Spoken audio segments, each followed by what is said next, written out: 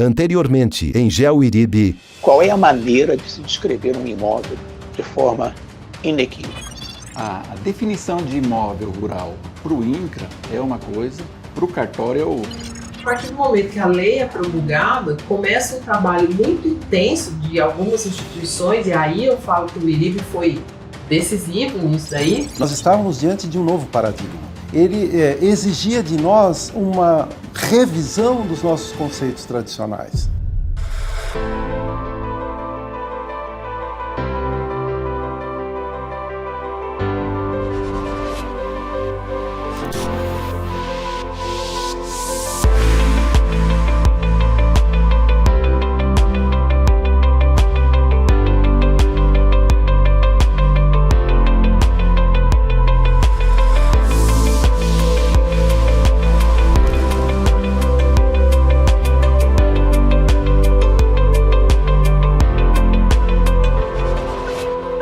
GeoIribe 20 anos. O papel do IRIB na gestão territorial brasileira. Um novo paradigma. Os eventos que foram realizados, eventos nacionais, eventos regionais, foram muito importantes nesse sentido.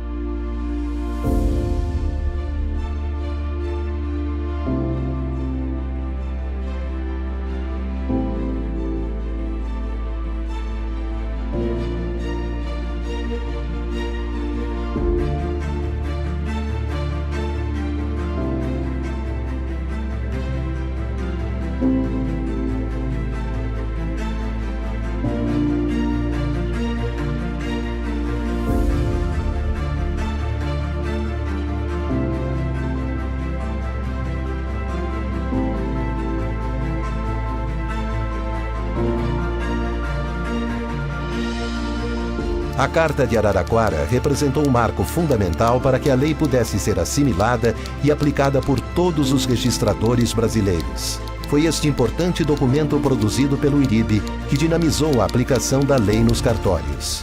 O 19º Encontro Regional dos Oficiais de Registros de Imóveis foi realizado em Araraquara, interior de São Paulo. Foi em 2004, né, e foi promovido pelo IRIB. E era exatamente para discutir, né, e compreender os efeitos da nova lei, os aspectos técnicos relacionados com o registro e toda a infraestrutura modelada pelo MDA, IRIB e INCRA para a interconexão entre o cadastro físico e o registro imobiliário. E ela serviu, obviamente, para esse encontro, né, ele serviu para expor essas divergências. O melhor é que ela serviu também para demonstrar a existência de um enorme espaço para cooperação entre o registro e o cadastro. O que levou ao Geo Araraquara, que foi um evento marcante nessa questão de georreferenciamento no Brasil, para mim foi uma convergência de fatores. O primeiro grande fator, a assunção de diversos novos delegados por força do segundo concurso público de outorga de delegações do Estado de São Paulo. Então, um grupo enorme de pessoas vindas das mais diversas áreas, desde escreventes, outros registradores que se removeram, magistrados, promotores, pessoas que ingressaram pela primeira vez na atividade e estavam tomando contato com essa atividade, a atividade registral imobiliária. O segundo fator que nós temos aí em janeiro de 2003, o início de vigência do Código Civil, que implicou um impacto grande no campo dos direitos reais, inclusive. E o terceiro fator, que nós tínhamos uma crescente proximidade da implementação do georreferenciamento, ou do impacto dessa implementação no registro de imóveis, ou seja, corriam os prazos para que nós passássemos a exigir a descrição georreferencial, e essa descrição georreferencial implicava, caso determinado tamanho de área não fosse atingido naquele momento, implicava de dizer, olha, esse imóvel não vai poder ser alienado, ele não vai poder ser transferido. Então nós tínhamos uma preocupação muito grande, olha, nós vamos tirar esse imóvel do mercado, então nós precisamos dar uma resposta a isso. O Geo Araraquara, que aconteceu em 2004, foi um evento muito importante, onde foi feita uma análise, né? Os registradores fizeram uma análise muito detalhada da lei, né, e do seu regulamento, e fizeram propostas bastante concretas. Ao longo desse processo teve muitas questões que, se tivessem sido mantidas, elas iam comprometer, né? Houve momentos em que a gente não acreditava que realmente fosse se consolidar, né? Esta Carta de Araraquara foi, de fato, uma referência para todo o registro imobiliário do Brasil. Os registradores passaram, então, a recepcionar os títulos georreferenciados, os laudos, os memoriais, dando a eles, a esses documentos, uma destinação adequada e cumprindo a lei. Na verdade, nós estávamos ali dando uma contribuição para o cumprimento efetivo e cabal da lei. E a gente não pode esquecer também a contribuição dos tribunais. Havia um problema ainda a ser definido, e este problema era um problema de fato relevante. A descrição georreferenciada era a inovação da descrição tradicional. E se entendia até ali que a inovação da descrição poderia interferir com direitos de terceiros. Então, representava na prática uma retificação de registro. E se era uma retificação de registro, ela tinha que ser processada judicialmente. Eu entendo que naquele evento o registrador brasileiro entendeu, né, que o georreferenciamento seria uma ferramenta importante, fundamental e indissociável, né, para o próprio registro, principalmente no atendimento a um dos princípios registrais mais importantes, pelo menos da parte da engenharia do cadastro, a gente considera o mais importante, que é o princípio da especialidade, que você tem que registrar, né, um objeto único, né, essa unicidade, né, ao objeto imóvel, ela, com o georreferenciamento, fica claro, evidente, transparente e qualificado. Nós, registradores, nós trabalhamos em função da segurança jurídica, controle da legalidade. Mas nós procuramos colaborar para que esse sistema de registro não seja complicado. Temos que descomplicar o registro, porque se nós fôssemos ouvidos em várias legislações, talvez a gente poderia ajudar ainda mais. O 19º Encontro Regional dos Oficiais de Registro de Imóveis, realizado de 9 a 11 de julho de 2004, em Araraquara, São Paulo. Tivemos presente, é óbvio, e lá discutimos muito esse problema dos prazos, que não estava fechando, era muito complicado, não adiantava eu colocar esse levantamento e sem ter, digamos assim, que se fizesse esse georreferenciamento e desse sequência lá no INCRA. Em todos esses encontros havia essa carta, né? Assim como a carta de Araraquara, a carta de Londrina, a carta de Porto Alegre, né, também, a carta de Cuiabá nós tivemos em outro momento, né, a carta de Campinas, onde falávamos aí da questão também debatida no âmbito da academia. Marcante para o IRIB foram essas cartas primeiras. Então, esta de Araraquara foi decisiva. Olha, eu falo que o IRIB foi um grande catalisador de todo esse processo. Se não tivesse o IRIB, eu acho que não teria ocorrido na velocidade e com a eficiência que aconteceu. Foi um momento mágico na nossa história de cadastro, de registro imobiliário, de regularização fundiária, porque havia o que se tinha de melhor, se discutindo a melhor forma de se estabelecer o cadastro e o registro. E havia pessoas de vários segmentos, os acadêmicos, o pessoal das instituições do INCRA, dos órgãos de terra, as empresas que também tinham seus interesses e a sua visão naquilo. Então, quando você tem um universo tão plural assim, é fácil perder o foco. E é fácil você querer levar a discussão para alguns caminhos. Então, o Sérgio sempre muito forte, presente em puxar aquela coisa, aterrissar aquela conversa para o mundo real e manter essa distinção entre o direito e o cadastro. O IRIB, ele trazia o apoio, né, oferecia o seu apoio para o INCRA, né, que era quem estava conduzindo todo o processo. Eu lembro que lá na Carta de Araraquara, o IRIB se dispunha a auxiliar o IBGE, porque Nós tínhamos uma questão técnica também para resolver, que era a estrutura geodésica do Brasil, que não era suficiente para atender a todo o país, né? Então houve a necessidade de fazer uma atualização, uma modernização de toda essa rede de marcos, e o IRIB se colocava à disposição também do IBGE e do CREA para auxiliar no que fosse possível. Então o CREA era responsável por determinar, né, ou para reconhecer quais profissionais teriam a habilitação para serem credenciados pelo INCRA. E o IBGE tinha a responsabilidade de dizer quais marcos que poderiam ser considerados como Sistema Geodésico Brasileiro. Há 20 anos antes era uma grande novidade. E aí hoje a gente entende assim, como é que a gente conviveu, né? Como é que o Brasil conviveu com isso por séculos, né? De se ter, claro, o mesmo objeto, o da terra, né, o imóvel, as ações de cadastro serem totalmente desconexas com as ações de registro, né? O Brasil conviveu com isso há muito tempo. A lei, vista com muita atenção, representa uma mudança de paradigma. A representação do objeto, que é o imóvel, que é a base sobre o qual os direitos incidem, este objeto, ele vem agora descrito de uma outra maneira, completamente diferente. Os recursos das novas tecnologias, dos meios eletrônicos, reconformam a própria narrativa. Há um outro código a gerar uma outra linguagem. No fundo, mudou o código, muda a linguagem.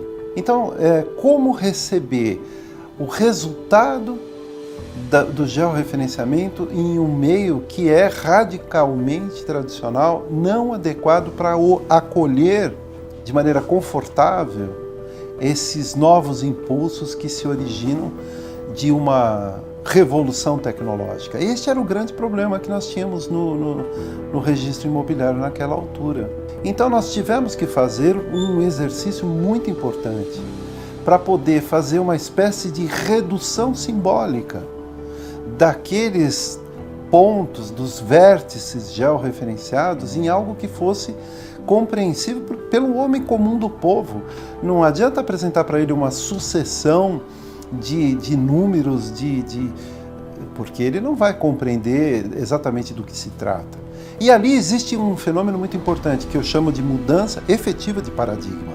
A partir daquele momento, o registro de imóveis sentiu o primeiro impulso de transformação dos seus próprios meios. A lei do GEO, ela revolucionou. Sem isso não seria possível descrever de forma segura as unidades imobiliárias. Um cadastro bem construído, bem elaborado, é indispensável para que se conheça a unidade e depois se possa falar no direito de propriedade. Me lembro no passado a gente nem supunha que isso poderia ser tão fácil como é hoje, poder georreferenciar alguma coisa com a técnica que hoje cresceu. A lei foi um marco no Brasil, sem dúvida.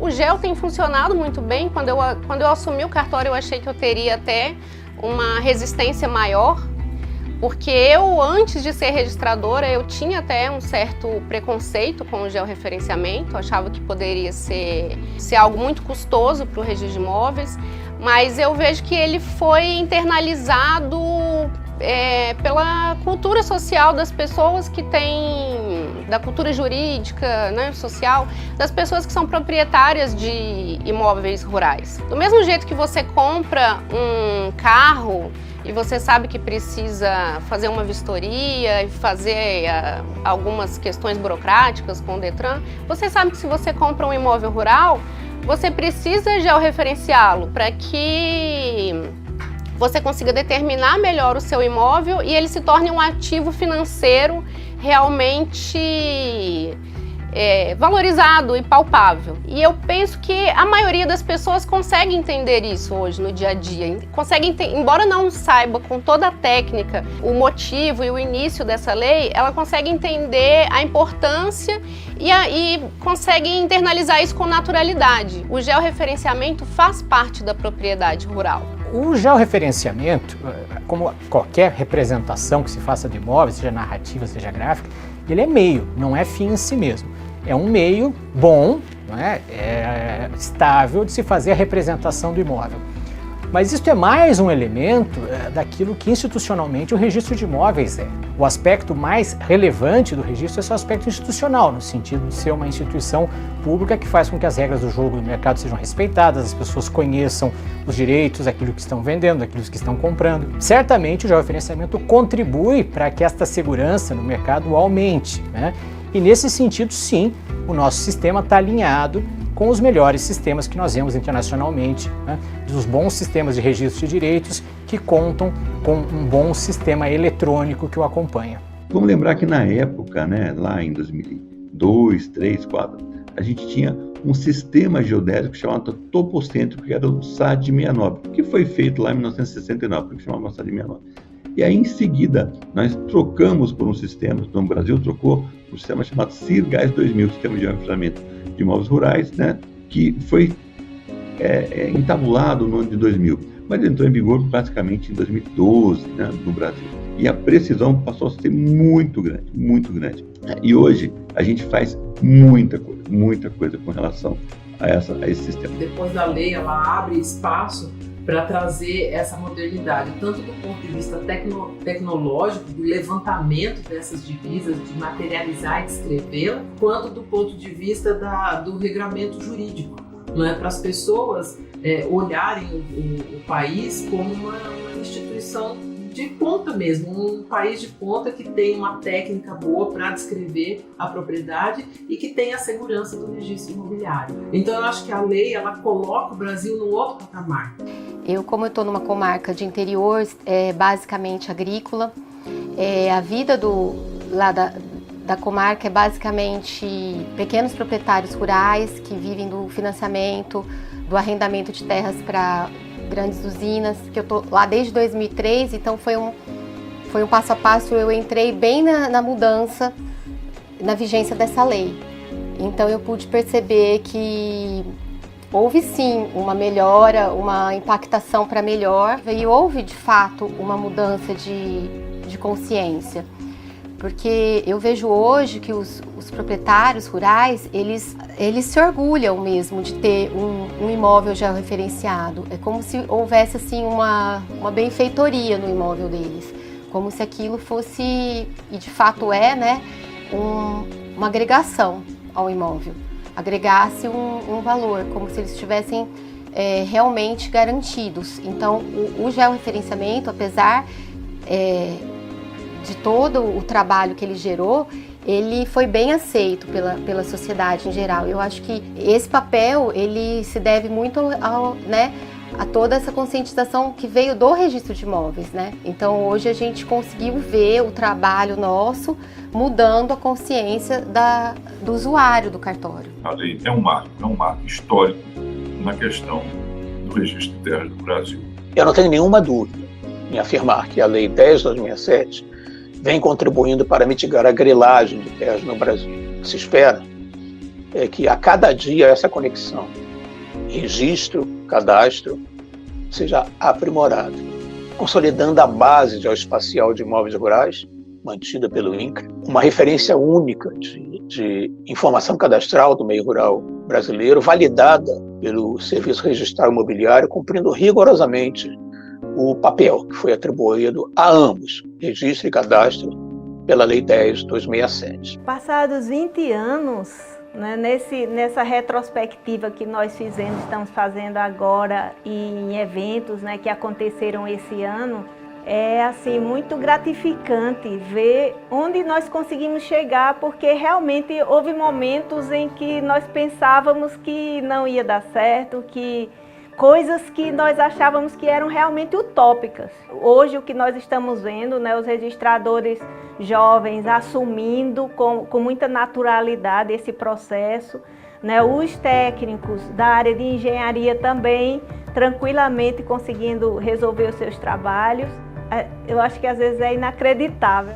A gente que participou desde as primeiras discussões lá em Brasília, quando se falava em criar o cartório rural, e a gente mostrou a importância do registrador no Estado brasileiro, o que ele participa da economia e o que ele pôde oferecer em todos os cartórios do Brasil. Isso foi muito importante para que observassem o que o registrador traz, apresenta, a prevenção de litígio, a paz social, evita as grandes demandas em judiciário.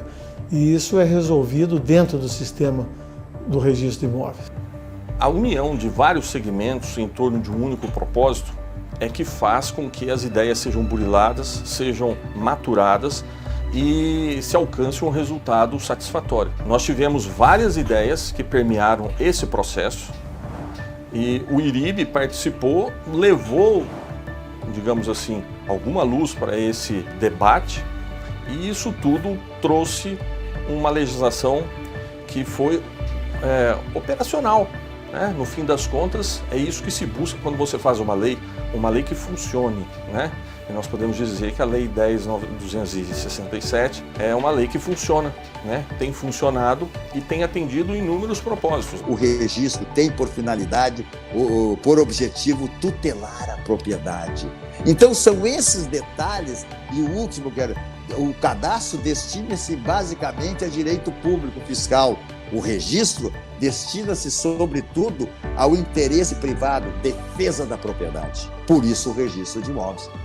E vejam só, o registro de imóveis, ele não tinha essa segurança que hoje nós temos em função da sua evolução.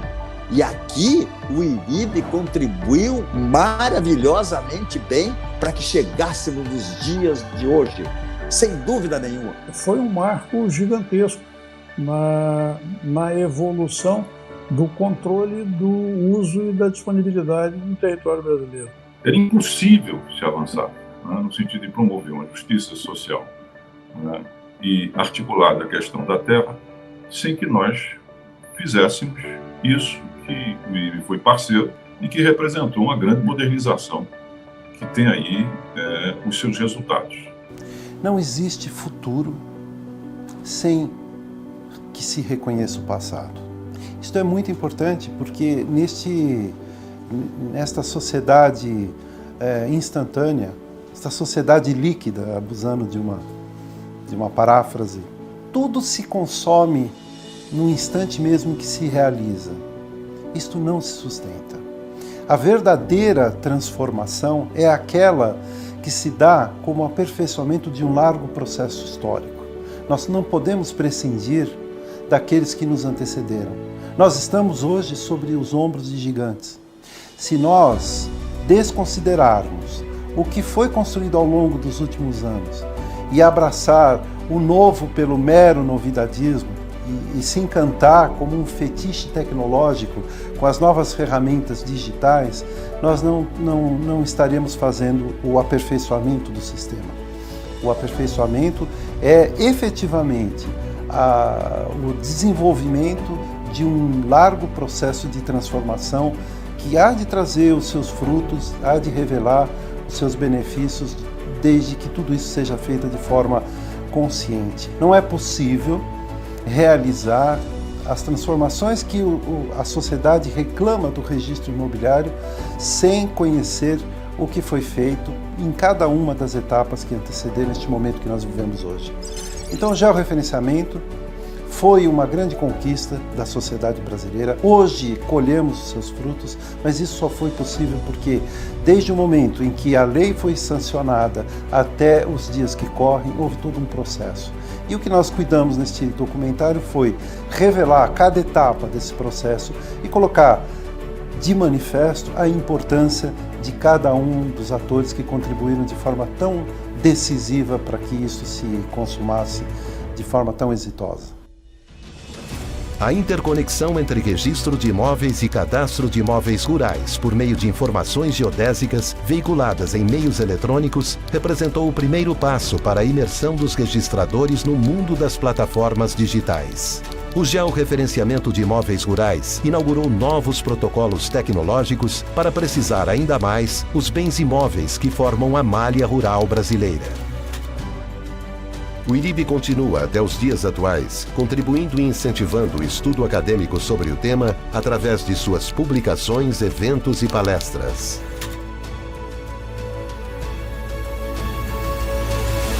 Em memória de Jürgen Wilhelm Phillips, Gleci Palma Ribeiro Melo e Gilberto Valente da Silva.